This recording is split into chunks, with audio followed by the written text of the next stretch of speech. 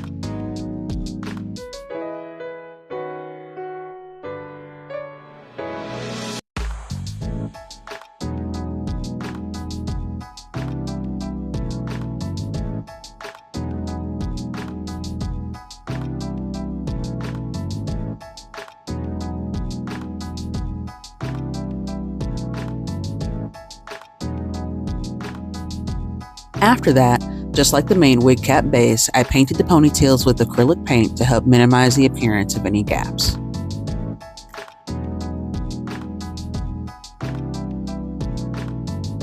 Next up, it's time to prepare all of that hair that we harvested from the wigs. Now that I have the ponytails and their connections marked, I can cut the wefts to the length that I need them. All of the hair I had to cut away from the main weft that it was originally sewn onto so that I had a straight edge. Then I spread the hair into sections on some wax paper and use UHU Glue and Tombow glue on the edges, smoothing it out with a plastic spatula. It took a couple of hours for everything to dry, and I did have to peel the pieces up and put glue on the other side to make sure that the hair was all the way sealed.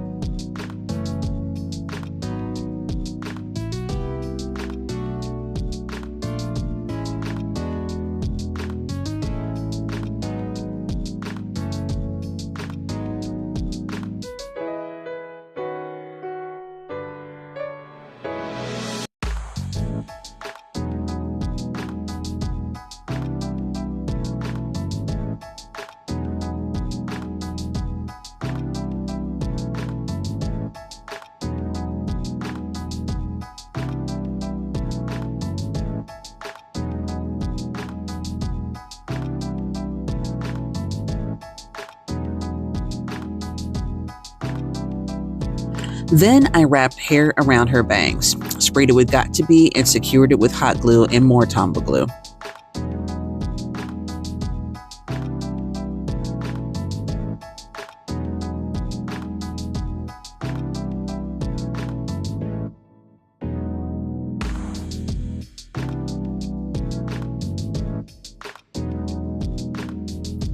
The tip of her long tied bang was the worst to deal with, and I had to have a pin stuck in the end of it so that I could make sure the hair was wrapped as neatly as I could. There's an UHU Glue, steam, and super glue combo to make sure that it was all neat. Using that same method, I moved on to the ponytails. This was a lot of tedious and repetitive work that consisted of gluing the wefts with the low temp glue gun, spraying the hair with Got2B, straightening it with a flat iron so that it was crispy in appearance, then wrapping around the curve of those ponytails and using steam to shape and secure them. It's important to make sure that I wrapped the hair in the same direction for a universal look. I also would use a brush to help blend in the ends of everything on the outermost part, and UHU glue and more steam to lock it all in place.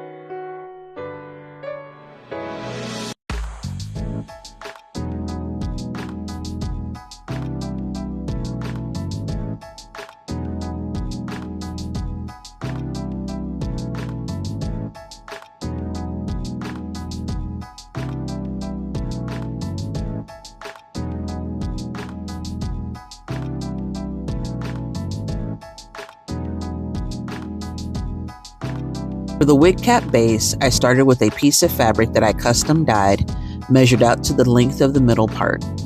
I then used my ruler to draw 2 lines down the middle of the fabric.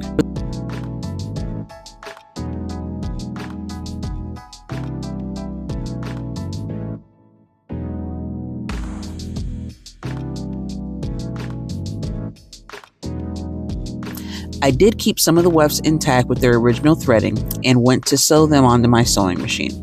However, the placement is important here.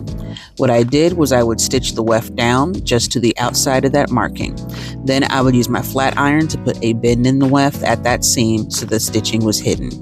The hair going to the right, I sewed on the left to fold over and then mirrored that for the opposite side. I apparently didn't get it on camera and I am so sorry.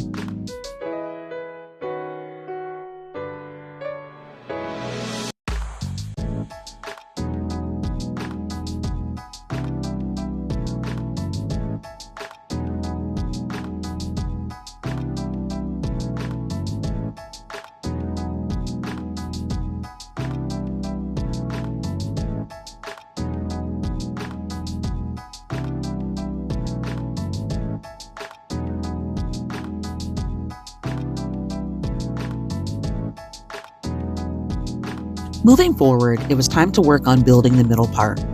This is something that took a lot of time and difficulty as I'm doing my best to imitate although fictional, human scalp.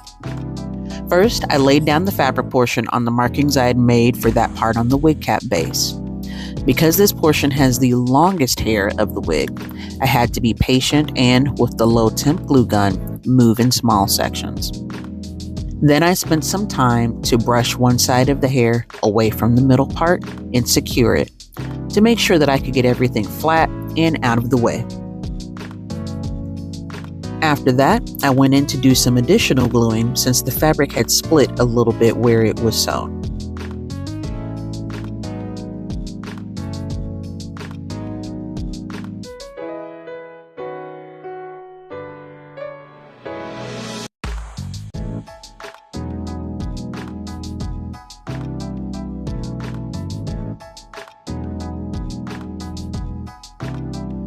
Once the fabric was in place, I used the glue gun to help fill in the visible gaps, and then used a rat tail comb to add pressure on the gap so that it would seal.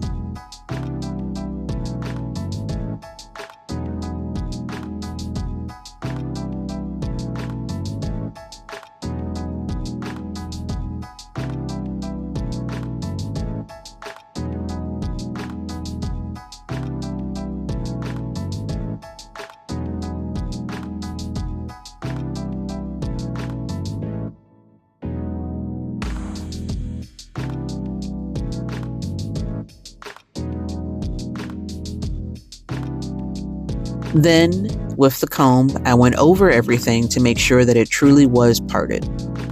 I left a small opening at the crown of the head for where her curved bang would later be added.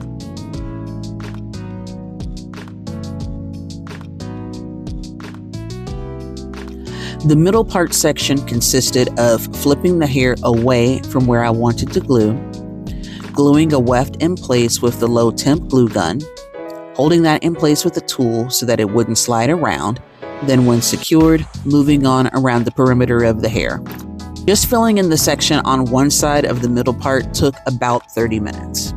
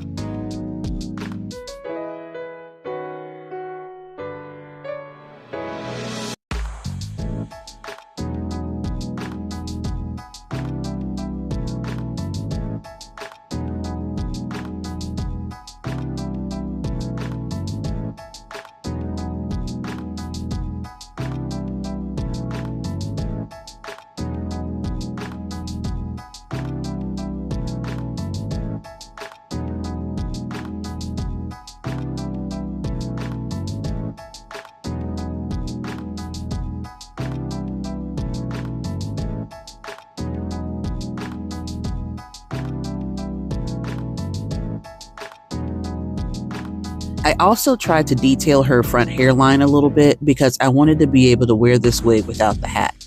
Would anyone see it? No, but it was important for me. With the hairline and perimeter fully filled in, I then used my hair clippers to make blunt cuts where the Coke bottle necks were. It was still too thick, so I wound up hacking at it with some scissors, but kept the clippers nearby.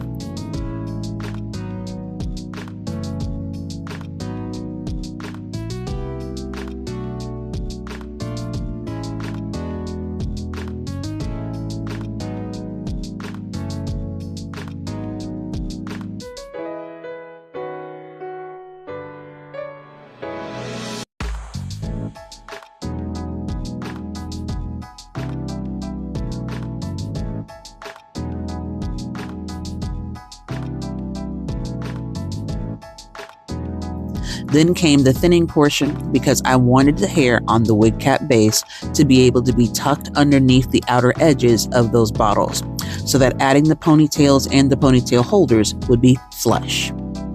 I used thinning shears and just repeated the process of combing, cutting, brushing into place, cutting the excess off, brushing, thinning, spraying, combing, brushing, and more.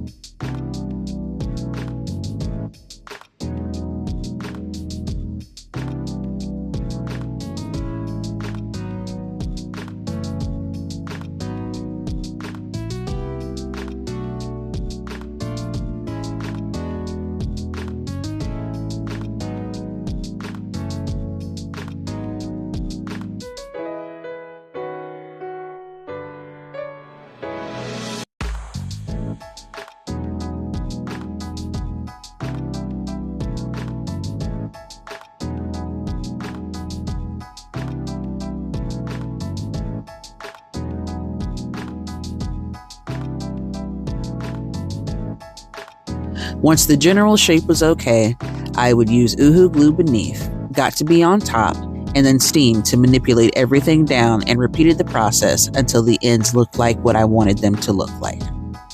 I also used the end of my rat tail comb to tuck the edges beneath the lip of the bottles and slathered everything with more steam to secure it.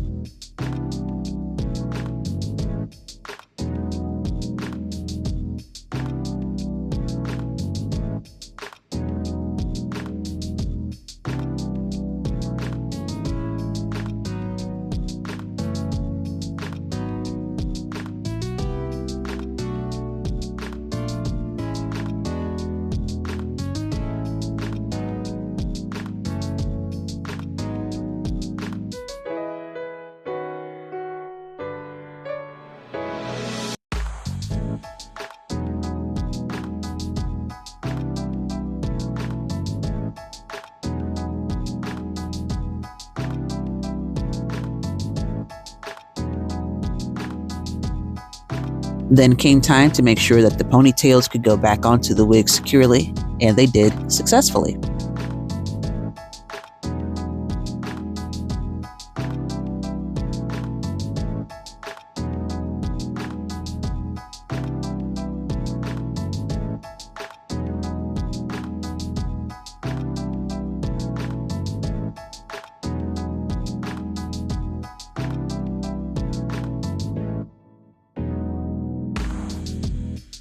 Last but not least, to match the connection points, I sewed ponytail holders from the same fabric that I used for her shirt and stuffed them with polyfill so they'd be extra big. I did 4 total, 1 for each ponytail and 1 for each connection, and glued them on with my high temp glue gun. And with all of that, Joy's wig is 100% complete.